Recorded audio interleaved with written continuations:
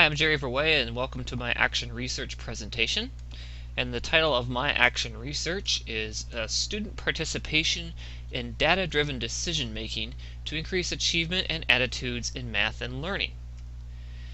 So, in a nutshell, this action research is looking at the effects of including students in the process of reflecting and acting on their own data has on their achievement in and attitudes about math and school. So as I reflected as an educator, I've had some concerns about students only caring about a grade and less about the value of learning.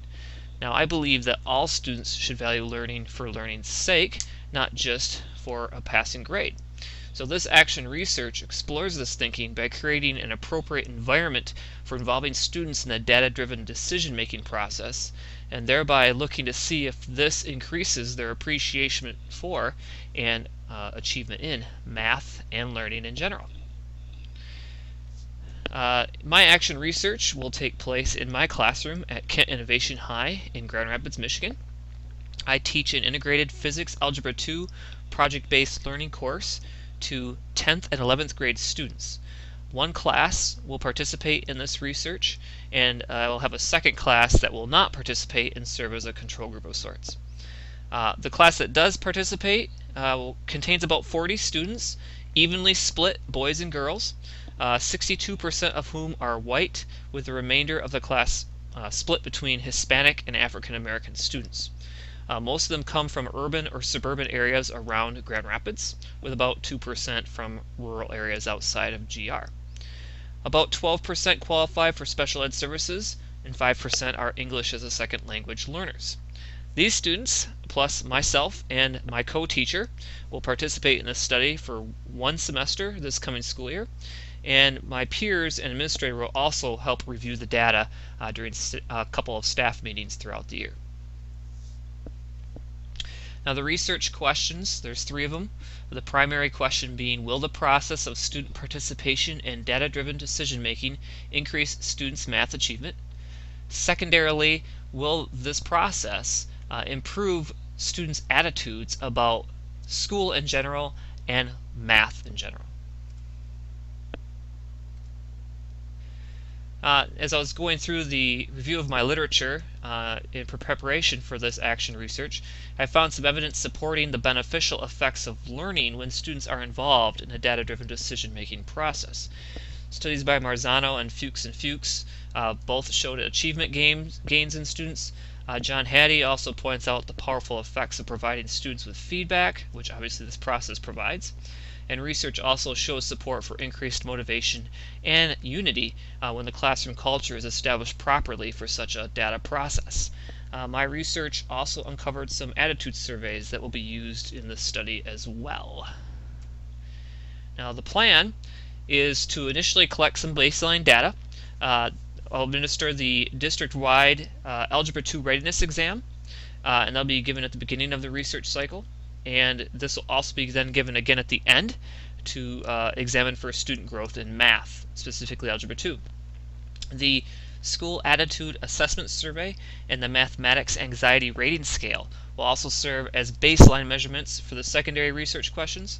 And then student interviews and journal prompts will provide qualitative baseline, midpoint, and conclusion data, as well as administering again those the school attitude and mathematics anxiety rating scales at the end of the semester as well. Now this data tracking form that you see will be used throughout the semester by the students. It will be used for each unit throughout the semester for summative assessments, both pre-test, quizzes in between, and then the unit post-test at the end.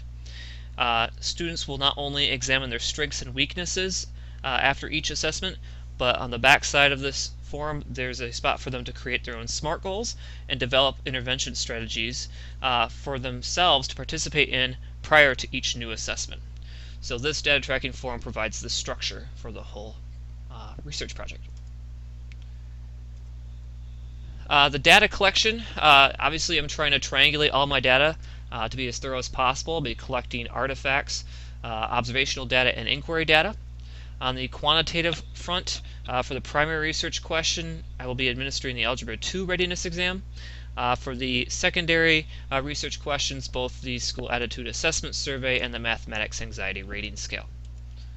For collecting qualitative data, for the primary research question, I'll be recording field notes throughout the process daily, and also conducting student interviews, as well as the student data tracking form itself will provide qualitative data around the primary research question. For the secondary research questions, the field notes as well as some journal prompts that will be administered will provide that data as well. I have developed a system of codes for coding the qualitative research. Both myself and my students and my peers will participate in that process throughout the project.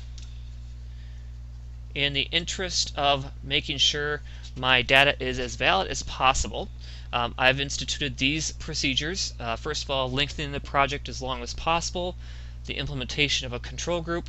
I've tried to be in my research paper very descriptive on how the process will take place, the type of setting in which it will take place, and the students that are participating in the research. Obviously the triangulation of data. I think utilizing the students and my peers to help me with the debriefs and the coding of especially the qualitative data will really help to identify any biases I might have, and also tracking all this both in a research journal as well as just the field notes will provide an excellent audit trail as well. So that is my action research project. If you're interested in any of my resources that I've used, and they are cited throughout my paper, you can check out the reference page either in this presentation or at the end of my paper. Thank you.